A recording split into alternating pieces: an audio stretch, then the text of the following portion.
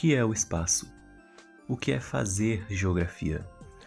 É estranho pensar que alguns conceitos que nós conhecemos tão bem e vemos o tempo todo, em outras épocas eram mais simples. Hoje nós temos a imagem do Brasil bem definida na nossa mente, mas esse é o resultado de vários anos de lapidação através da geografia. Ninguém imaginava que o Tratado de Tordesilhas, um limite imaginário estabelecido para duas nações não brigarem, ia culminar em pelo menos outros 12 limites imaginários, ou países, se você preferir chamar assim. Hoje nós podemos estabelecer facilmente a imagem do que é a geografia e das suas aplicações. Temos a matéria geografia na escola e é de conhecimento geral básico a noção de mapas e de localização. Mas ao observarmos esse conceito por uma perspectiva de linha do tempo, nota-se que essa é uma concepção moderna. Há hoje essa imagem de geografia escolar e acadêmica, mas isso é resultado da evolução, do uso e do entendimento da geografia. Eu, pessoalmente, gosto de utilizar como exemplo de partida as sociedades geográficas, do período das grandes navegações. Quem quer que me ouça falar do assunto sempre vai me ver usando esse mesmo exemplo, mas não tem jeito, para mim é o período mais mágico da geografia. O mistério de um novo mundo, a necessidade de mapear ele, as peças se encaixando e tudo fazendo sentido.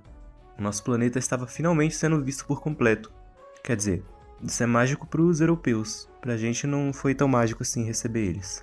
Principalmente para os futuros filhos bandeirantes dessa união, que iam desbravar o Brasil mapeando as coisas. E capturando nativos para escravizar também, mas isso a história costuma esconder. Enfim, ali a geografia funciona como um interesse mútuo, que une os navegantes como cartografia e busca estabelecer mapas e rotas para suas viagens. Compreender e representar o espaço passa a ser um trabalho especial, onde a economia vai se desdobrar a partir dessa atividade.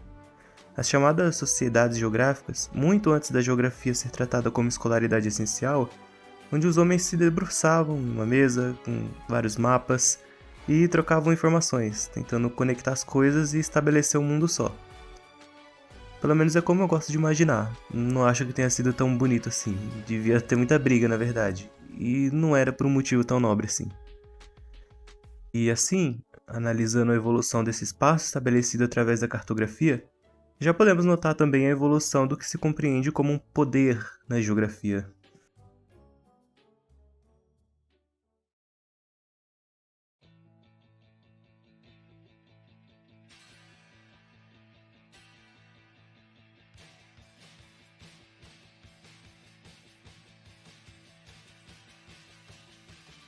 Se mapear o mundo do zero, digamos assim, já era uma tarefa especial, imagine então, depois de alguns séculos, impor quem é quem.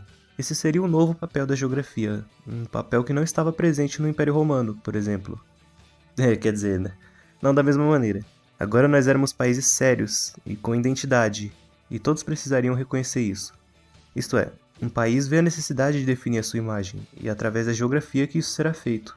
Pois bem, essa nova função da geografia, de definir e organizar identidades nacionais, vai se consolidar junto com os estados modernos que irão surgir. A geografia passa a ser ferramenta de governo, um saber técnico e, ao mesmo tempo, ideológico. A ideia de território começa a ganhar um peso político enorme. De repente, não se trata apenas de descrever o espaço, mas de controlar ele, organizar, nomear, dividir. E é nesse momento que a geografia começa a se consolidar como disciplina. Surgem universidades, cursos, manuais. A geografia deixa de ser só uma seita de navegadores esquisitos e passa a ser ciência. É isso aí, finalmente levaram nossos mapas a sério.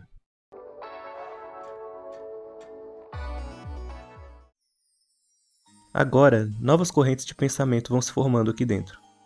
A geografia, agora como ciência, começa a se perguntar sobre ela mesma. O que é o espaço? O que estamos realmente descrevendo? Aí aparecem as primeiras grandes divisões internas. A geografia historicista, por exemplo, vê o espaço como algo que foi moldado pela história. Já a dialética entende o espaço como resultado dos conflitos sociais e econômicos. Depois, na modernidade, a geografia tentou ser mais exata, usando modelos e classificações. Mas essa ideia foi sendo questionada e surgiu a geografia pós-moderna, que valoriza diferentes formas de viver o espaço e critica as visões que ignoram as culturas e os saberes locais. É difícil estabelecer uma disciplina tão complexa e ela acabar não desenvolvendo tantas nuances. Dentre essas que eu citei, um destaque para a geografia dialética, onde deixamos de ter apenas explicações, mas críticas, a uma análise de como as relações de poder, principalmente as econômicas, moldam os territórios. E esse foi um ponto-chave para mudar tudo. O espaço passou a ser visto como uma construção social em disputa constante. Eu gosto disso.